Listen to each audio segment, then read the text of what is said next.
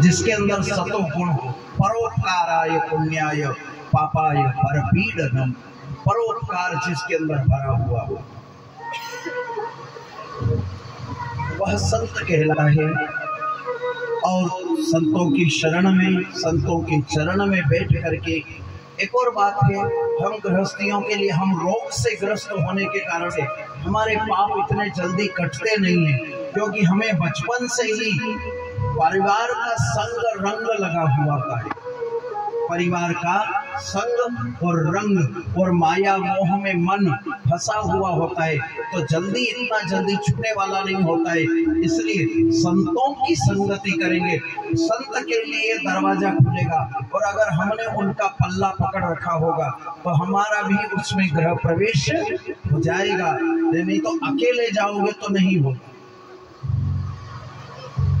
मान लो किसी कलेक्टर के ऑफिस में जाना हो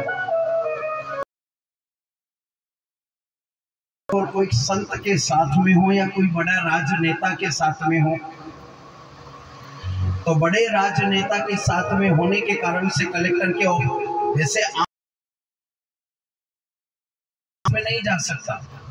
मगर अगर या तो बड़े राजनेता अथवा बड़े कोई संत के साथ में हो और साथ में जा रहे हैं और बाहर कोई वॉचमैन खड़ा है या कोई चौकीदार खड़ा है कि तुम, तो कि मैं इनके साथ में हूँ, तो कलेक्टर, राजनेता के लिए कलेक्टर का दरवाजा अगर हम हैं तो उसके साथ साथ में हमारा भी अंदर नंबर लग जाएगा। नहीं तो अकेले जाओगे तो लगेगा।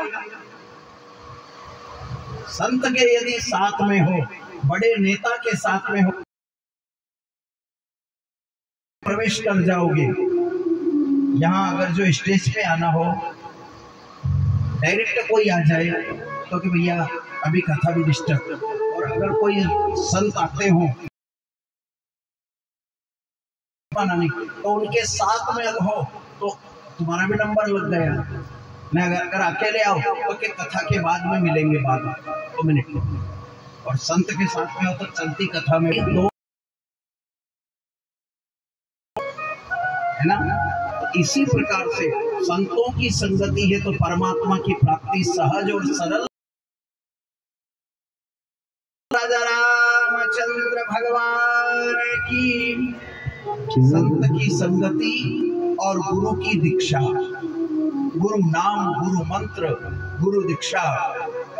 गुरु दीक्षा हो तो गुरु दीक्षा होने के बाद गुरु नाम, गुरु मंत्र, गुरु साधना, गुरु स्मरण, गुरु चिंतन, नाम सुमरण करने से, सुमरण करने से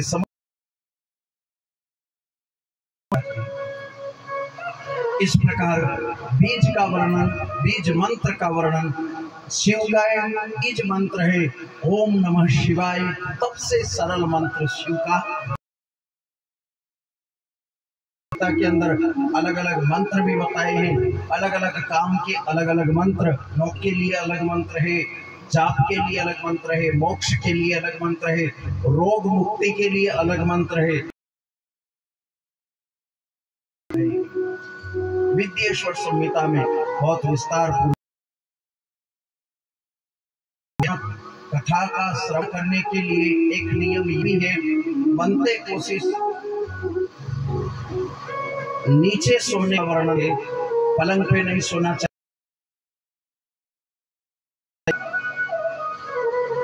जब तक कथा चले तब तक गृहस्थी परिवार को ब्रह्मचर्य का आचरण करें। भोजन बन सके तो 2 टाइम, 3 टाइम, 4 टाइम अगर करते हो तो कम कर देना, क्योंकि 3 टाइम 4 टाइम रखे होंगे और वो बुरा नींद का सिर पे धर, पंडित जी कब पूरी करेंगे, पंडित जी कब पूरी करेंगे, तो वो बोझा हमारे सिर पे आएगा। कई बात समझ में, ये पाप है। निद्राम, ये आलस्य, ये प्रमाद जो है, और भगवान की कथाओं को श्रवण करने में बाधक और व्याधक बनता है, बाधा और व्याधा डालता है। इसलिए भोजन प्रसादी कम करें। 4 टाइम करते हो तो 3 टाइम करना, 3 टाइम करते हो तो 2 टाइम करना, 2 टाइम करते हो तो 2-2 चपाती कम खाना। और वैसे ओरिजिनल नियम है कि फलाहार करना चाहिए और भी,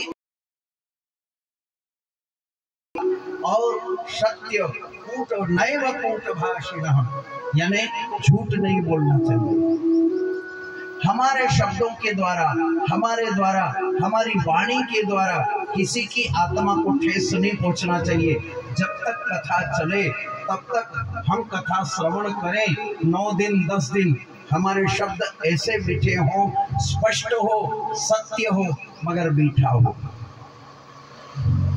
कैसा होना चाहिए? स्पष्ट हो, सत्य हो, मगर मीठा हो। झूठ नहीं होना चाहिए कि मीठे बोलो और झूठ बोलो, ऐसे नहीं होना चाहिए। सत्य, जैसे लक्ष्मण जी ने बोला था ना, लक्ष्मण जी की बोली और राम जी की बोली दोनों की एक ही थी, मगर बोलने के तरीके जो थे वो अलग थे। लक्ष्मण जी ने, परशुराम जी ने पूछा लक्ष्मण जी से, धनुष किसने तोड़ा? हाँ हमने तोड़ा, क्या कर लोगे? ये लक्ष्मण जी की बोली। और इसी शब्द को राम जी से पूछा कि धनुष किसने तोड़ा? तो राम जी ने कहा हाथ जोड़ करके कि होई है को तुम्हारा हितासा, होई है को तुम्हारा ही कोई दास है। राम जी कह रहे हैं। अब राम जी की बोली भी ये, जो लक्ष्मण ने कहा कि हाँ हमने तोड़ा धनुष, राम जी भी वही कह रहे हैं कि हाँ हमने तोड़ा धनुष।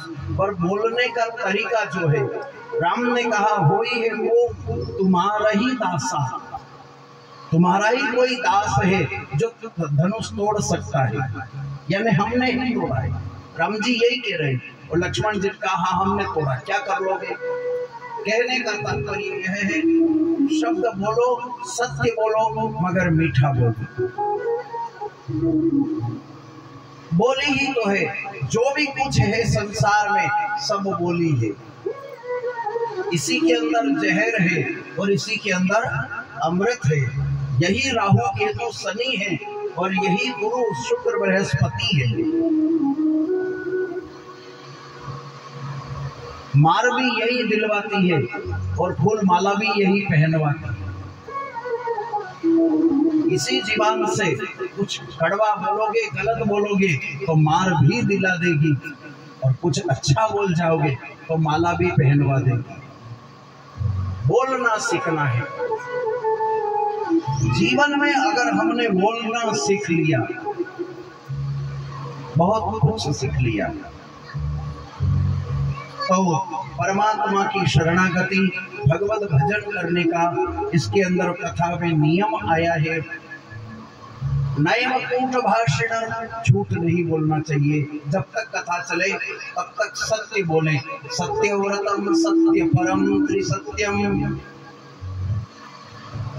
सत्यस्य योनिं निहितं च सत्ये, सत्यस्य सत्या मृतनेत्र सत्यम, सत्यात्मकं त्वां शरणं प्रपन्ना, सत्यात्मकं त्वां शरणं प्रपन्ना। सत्य ही बोलना चाहिए। 14 बार सत्य। और शिव भी क्या है? सत्यम शिवम सुंदरम। सत्य ही शिव है, शिव ही सुंदर है। सत्य है निराकार, शिव है जगत की सृष्टि करने वाला, और सुंदर जगत है। सारा जगत कहाँ देखो, जहाँ देखो वहाँ तू का तू, एक से एक अनेक अनेक रूप में दिखाई देने वाला, वो साकार रूप में सुंदर बन करके सारा जगत का सृजन कर रहा है। आज दुनिया कितनी सुंदर और मनोरम्य है, तो वो क्यों है? वो शिव रूप है, इसलिए सुंदर है। संसार की सृष्टि का वर्णन, कल सृष्टि का वर्णन बताएंगे। शिवलिंग से ही दुनिया की और संसार की सृष्टि का निर्माण हुआ।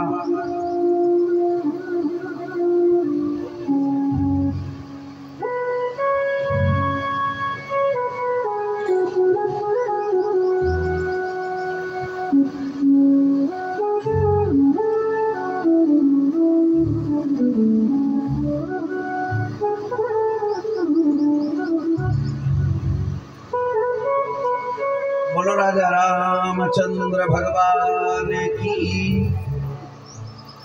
सच्चिदानंद भगवान की जय। आप सब लोग भी थोड़ा जय जयकार जोर से बोलना, तो हमें ये भी लगे कि हाँ आप लोग सुन रहे हैं, और मेरे को भी ऐसा लगे कि शायद आपको कथा समझ में आ रही है। भाषा लैंग्वेज का प्रॉब्लम तो नहीं बन रहा है ना? क्योंकि हिसार में श्री ठाकुर जी की महती कृपा से पहले भी हम जुलाई में कथा कहने आ चुके हैं। 2 कथा कही थी, 2 कथा के शिव पुराण 2 कथा करके गए थे, जिसमें 2 श्रावण महीने थे, वो अधिक मास था। तो अधिक मास में छोटी 7 रोड है ना, 7 रोड खास है ना, उसमें भी करके गए थे। और एक हिसार 14 हेक्टर में शिव पुराण कथा अधिक मास में करके गए, और फिर तत्काल हमारे मालवा चले गए, वहाँ श्रीमद् भागवत कथाएं थी 2, वो करके और ओंकारेश्वर ज्योतिर्लिंग चले गए। क्योंकि 32 वर्ष हो चुके हैं, श्रावण महीना पूरा हमारा ओंकारेश्वर में ही रहना होता है।